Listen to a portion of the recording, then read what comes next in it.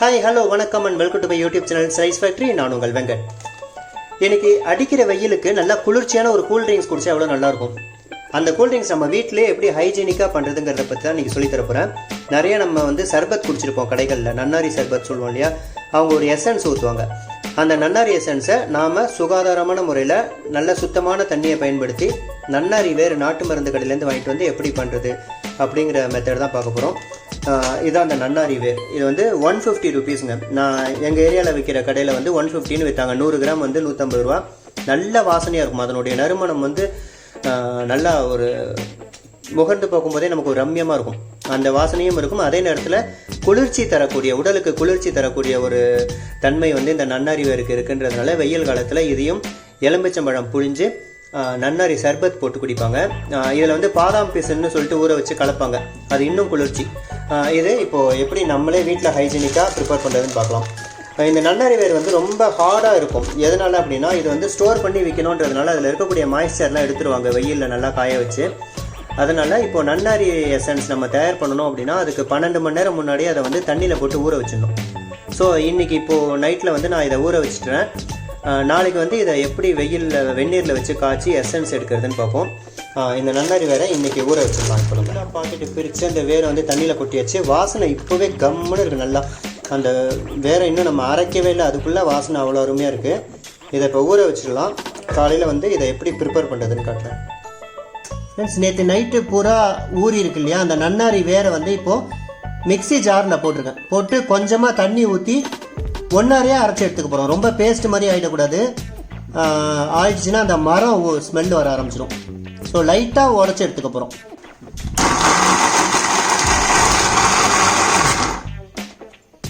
பார்த்தீங்கன்னா கொஞ்சம் ஒன்றாரையாக இருக்கும். அது அந்த மேலே இருக்கிற தோல் உறிஞ்சி உள்ள அந்த ஃப்ளேவர் வெளியில் வந்தால் போதும். இப்போ அரைச்ச அந்த வேரை ஆல்ரெடி ஊற வச்ச தண்ணி இங்கே இருக்குது, அதுலேயே கொட்டிடலாம்.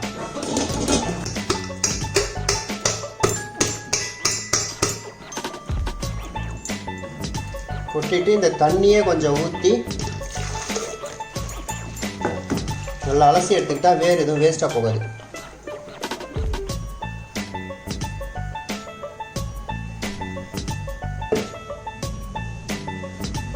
இப்போ ஒரு அடிகனமான பாத்திரம் எடுத்துக்கோங்க. அந்த அடிகனமான பாத்திரத்தில் இந்த நன்னாரி வேர் ஊறின தண்ணியை ஊற்றிடுங்க.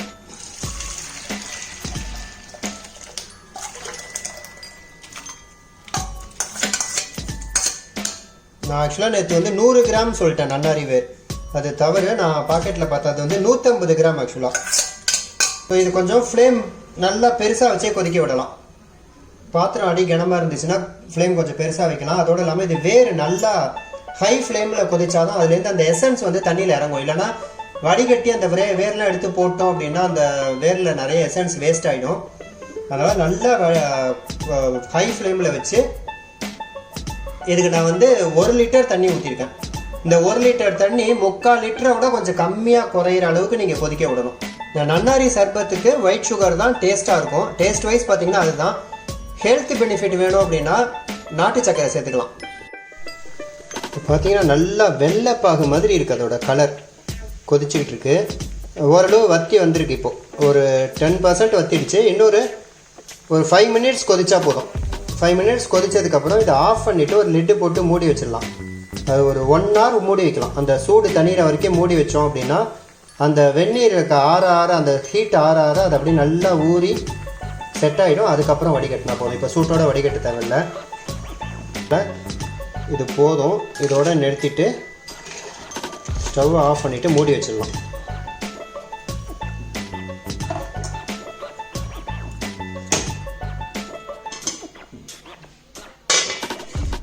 நம்ம காய்ச்சி வச்சு அந்த நன்னாரி எசன்ஸு நல்லா 1 மணி நேரம் ஆற விட்டாச்சு. நல்லா ஆறிடுச்சு. இதை போல் ஒரு துணி கிளிப்லாம் போட்டிங்க அப்படின்னா கீழே வழியாமல் இருக்கும். அது துணி இல்லைனா வெயிட்டு தாங்காமல் கீழே இறங்கிடும். அதனால் இது போல் கிளிப்பு போட்டு செட் பண்ணி வச்சுக்கிட்டிங்க அப்படின்னா அதில் இதுமாரி கொஞ்சம் கொஞ்சமாக ஊற்றி வடிகட்டிடுங்க.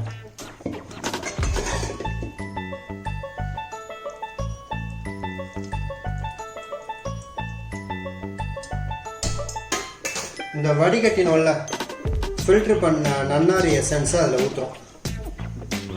மெஷர் பண்ணி ஊற்றுவோம். இந்த கப்பால் 1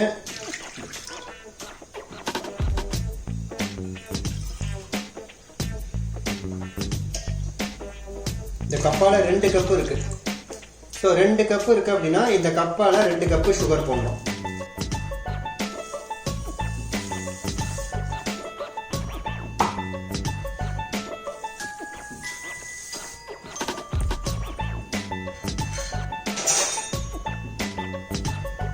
இந்த சுகரை போட்டு நல்லா கலக்கி விட்டுருங்க.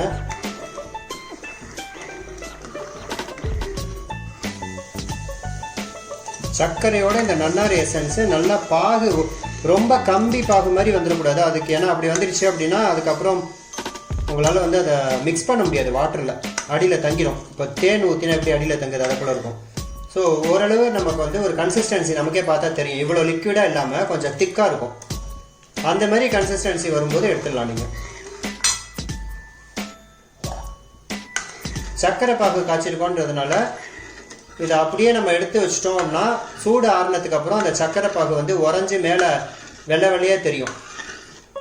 அது வரக்கூடாது அப்படின்னா ஒரு கொஞ்சமாக ஒரு ஆஃப் மூடி வந்து லெமன் புழிஞ்சிட்டிங்கன்னா அது வந்து ஆறினத்துக்கு அப்புறம் கூட அந்த சர்க்கரை பாகு கெட்டியாகாமல் அப்படியே இருக்கும். இந்த பூத்து வருது மகள சர்க்கரை, ஜீரா பூத்து வரும்ல பாதுஷாலெலாம் எல்லாமே லைட்டாக லெமன் புழிவாங்க. சர்க்கரை பாகு எதெல்லாம் சேர்க்குறோமோ அதிலெல்லாம் லெமன் புழிஞ்சிட்டோம் அப்படின்னா அந்த சிட்ரிக் ஆசிட் வந்து அந்த சுகர் சிரப்பு ஆறுனத்துக்கு அப்புறம் மேலே வெள்ளை வெள்ளையாக பூக்கிறதுலேருந்து அதை தடுக்கும். அதுதான் இந்த சர்க்கரை பாகோட நன்னாரி எசன்ஸ் நல்லா கொதிச்சிட்டு இருக்கு. இப்போ கூட இது இன்னும் கன்சிஸ்டன்சி திக்காக வரல.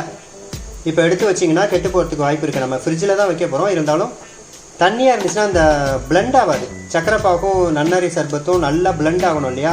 அது எப்போ ஆகும்னா இதோட இன்னும் கொஞ்சம் திக்கான கன்சிஸ்டன்சி வந்தால் தான் நல்லா பிளெண்ட் ஆகும். அப்போது டேஸ்ட் இன்னும் என்ஹான்ஸ் ஆகும். அதுக்காக தான் கொஞ்சம் இன்னும் எனக்கு தெரிஞ்சு இன்னும் ஒரு 15 மினிட்ஸ் கொதிக்கணும். கொதிச்சாதான் இது கொஞ்சம் வத்தி திக்காகும். இப்போ கொதித்து சரியான கன்சிஸ்டன்சிக்கு வந்துடுச்சு. இதுக்கு மேலே விட்டால் இது வந்து பாகாயிடும். அப்புறம் உருண்டை தான் பிடிச்சி சாப்பிட்ணும். ஸோ இப்போ அப்படின்னு நிறுத்திடலாம். பார்த்தீங்கன்னா எதுனா இப்போ நீங்கள் பாருங்களேன், அது விழும்போது கொஞ்சம் ஒரு எலாஸ்டிக் மாதிரி அந்த கம்பி பதம்ன்றாங்களா ஒரு நூல், அது ஒரு இப்போ அதை கையில் தொட்டு பார்த்தா ஒரே ஒரு கம்பி பதம் வரும். அந்த அளவுக்கு தான் காய்ச்சணும், அதுக்கு மேலே காய்ச்சக்கூடாது. இப்போ ஸ்டவ் ஆஃப் பண்ணிடலாம்.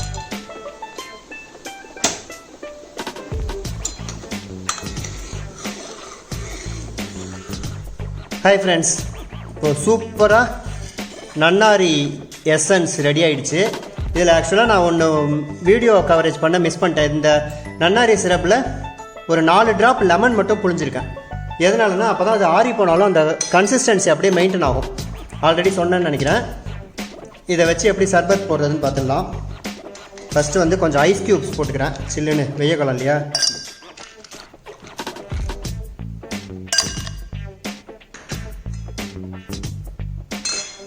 அதுக்கப்புறம் நன்னாரி எசன்ஸ் ஊற்றிட்டு லெமன் புழிஞ்சுக்கணும். ஒரு அரை மூடி லெமன் புழிஞ்சா போதும்.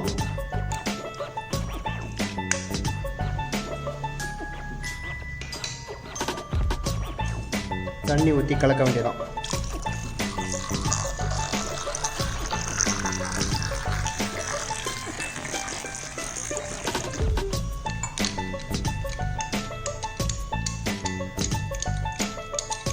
நல்ல ரெஃப்ரெஷிங்கான நன்னாரி சர்பத் ரெடி. வெயிலுக்கு நல்லா குளிர்ச்சி தரும்.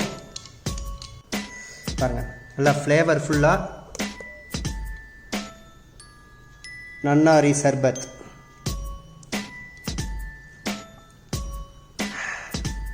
சூப்பராக இருக்குது, நல்லா ரிச் ஃப்ளேவர்.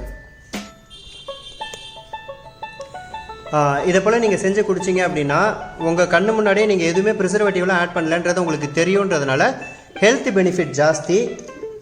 உங்களுக்கும் ஒரு மாதிரி நம்மளாக பண்ணோன்ற மாதிரி ஒரு ப்ரௌடாக இருக்கும். ஹோப்ஃபுல்லி இந்த நன்னாரி சிரப் வைக்கிற வீடியோ உங்களுக்கு வந்து ஹெல்ப்ஃபுல்லாக இருந்திருக்கும்னு நினைக்கிறேன். மீண்டும் ஒரு அருமையான ஒரு வீடியோவோடு உங்களை சந்திக்கும் வரை உங்களிடமிருந்து விடைபெறுவது உங்கள் வெங்கட். தேங்க்ஸ் ஃபார் வாட்சிங்.